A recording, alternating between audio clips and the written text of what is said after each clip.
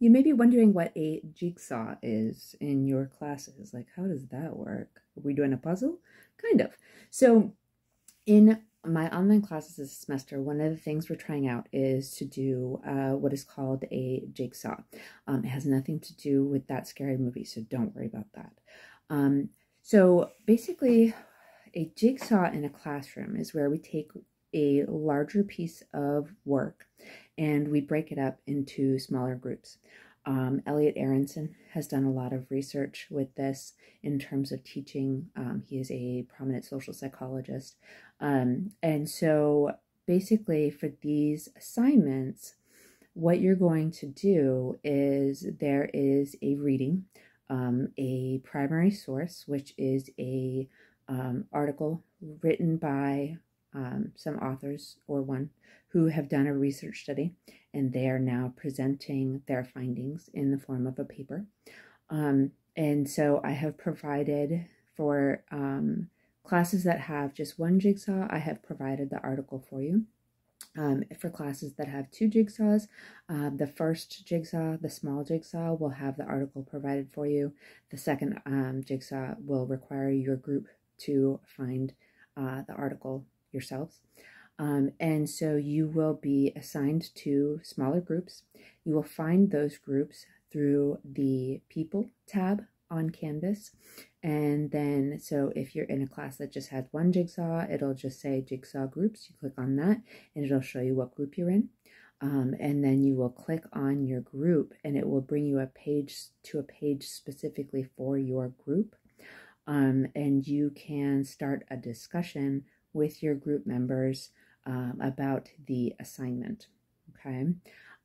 So what we're doing is that each primary source is going to have different sections to it. And so for a small jigsaw, which is what social psychology is doing and also what child psychology is doing for their first jigsaw. So for a small jigsaw, what we're doing is that each group has been assigned a portion of the source. And in a jigsaw in a classroom, what would happen is you would sit with your group members, you would go over your section of an article or something like that, and then you would learn it really well. And then what we would do in a classroom situation is we would then form other groups that have one member from each of the original groups, and each member would then share their information with their new group. So it's basically like you becoming an expert in your area, and then you're meeting with all the other experts in their areas, and they're sharing their information with you, you're sharing your information with them. So in an online jigsaw, what will happen is you will be in a specific group, say the sample group, and the instructions for what the sample group is supposed to do are on the assignment. And what your group will do is it will summarize the information related to the sample in the research study that you are that you've been provided with. So there are questions for you to answer on the assignment. And so as a group, you want to write up how you would summarize or answer the questions that your group has been provided about the information. And then once your group has created a summary of your area of the article, then you will post it to the unit discussion so that the rest of the class can read it. Okay. There are not required reply posts for this unit, but you will want to obviously read over everybody else's contributions to the discussion. Only one person from each group needs to post to the large group discussion. And I do suggest that when you get with your small groups, you start discussing kind of who's going to do what.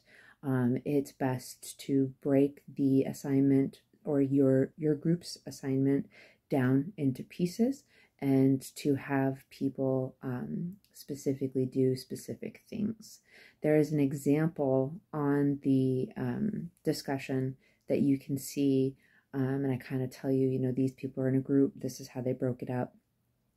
And so you can use that example as kind of your basis for how you do your group work. A lot of times there are questions of, well, what happens if, you know, one person in the group doesn't ever show up to the discussion on the group page, or what if they don't do their part, things like that. What you want to make sure is that your group's part gets done. And keep in mind that if there is a student who does not participate in the group page discussions, then they will get absolutely 0 points for the assignment. And if there's a challenge during your group work, send me a message, let me know, and I can try to work with you and your group members, okay?